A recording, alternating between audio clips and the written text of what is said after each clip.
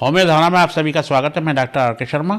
आज का विषय है HIV एड्स। यौन जनित रोग संक्रामक परजीवी बैक्टीरिया, वायरस, फंगस या प्रोटोजोआ से होते हैं। अभी तक लगभग 20 प्रकार के यौन जनित रोग पाए गए, जिनमें से प्रमुख है हेपेटाइटिस बी तथा एड्स। HIV वायरस रोगों से लड़ने वाली शरीर की सफ़ेद कोशिका और 3 वाइट ब्लड सेल को नष्ट करता है। HIV यानी ह्यूमन इम्यूनो डेफिशिएंसी वायरस, यह इम्यूनिटी को गिराता है। एक्यूट HIV संक्रमण से लगभग 3 साल तक रहता है। क्रोनिक HIV संक्रमण से यानी अर्थात 3 से लगभग 10 साल तक रहता है। जब CD4 सेल 200 सेल्स पर क्यूबिक मिलीमीटर से कम हो जाती हैं, तब अलग अलग इन्फेक्शन के लक्षणों का समूह शरीर में उत्पन्न हो जाता है। यह स्थिति एड्स कहलाती है। CD4 सेल तथा CD8 सेल इन लक्षणों को ख़त्म भी कर सकती है।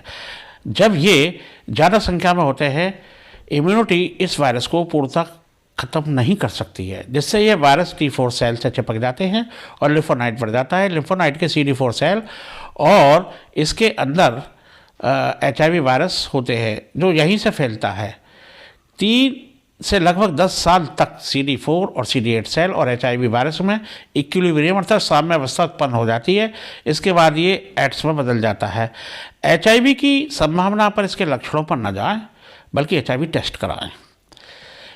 इस टेस्ट को लेबोरेटरी में कराएं। बहुत से लोग डरते हैं कि ये किसी को पता लग जाएगा। कोई भी लेबोरेटरी आपकी रिपोर्ट को आपकी परमिशन के बिना किसी दूसरे को नहीं बताती है। इस बात से डरे नहीं। PCR टेस्ट HIV के जीन से DNA और RNA को डिटेक्ट करता है। P24 antigen and antibody test HIV combo test कहलाता है। HIV का वायरस एंटीजन होता है और इसके विरुद्ध शरीर जो बनाता है वह एंटीबॉडी होता है। अनप्रोटेक्टिव सेक्स, संक्रमित सिरिंज और ब्लड का लेन देन से जोखिम की घटना उत्पन्न होती है। आखिरी जोखिम घटना को 0 का दिन देते हैं। 0 से 15 दिन तक कोई टेस्ट नहीं होता। 15 दिन के बाद कभी भी HIV-1 proviral DNA RNA qualitative test कराया जाता है। आखिरी जोखिम घटना से 45 दिन के बाद कभी भी एंटीबॉडी N24 एंटीजन या HIV डुओ या HIV कॉम्बो या एलाइजा 4th जनरेशन, इनमें से कोई एक टेस्ट कराया जाता है।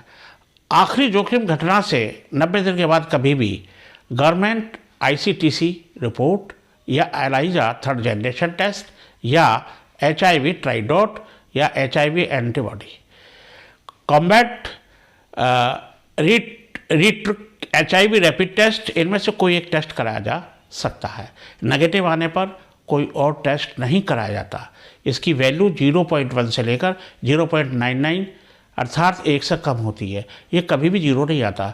यदि टेस्ट पॉजिटिव है या नेगेटिव, इसमें डाउट की स्थिति उत्पन्न होती है। डाउट के लिए ही वेस्टर्न ब्लॉट टेस्ट कराया जाता है। CD4 टेस्ट केवल HIV पॉजिटिव आने पर ही कराया जाता है। HIV वायरस का RNA जब शरीर में प्रवेश करता है, तब शरीर की इम्यूनिटी का लेवल कम होता है और कोई एंटीबॉडी नहीं बनाता शरीर, अर्थात एंटीबॉडी और एंटीजन का योग 0 होता है। यह स्थिति 15 दिन तक रहती है।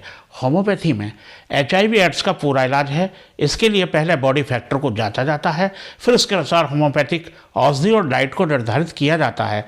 होम्योपैथी में एक्यूट डिसीज़ उन औषधियों का प्रयोग किया जाता है जो T और B सेल तथा इम्यूनिटी को बढ़ाती हैं और प्रोटीएज एंजाइम को रोकती हैं।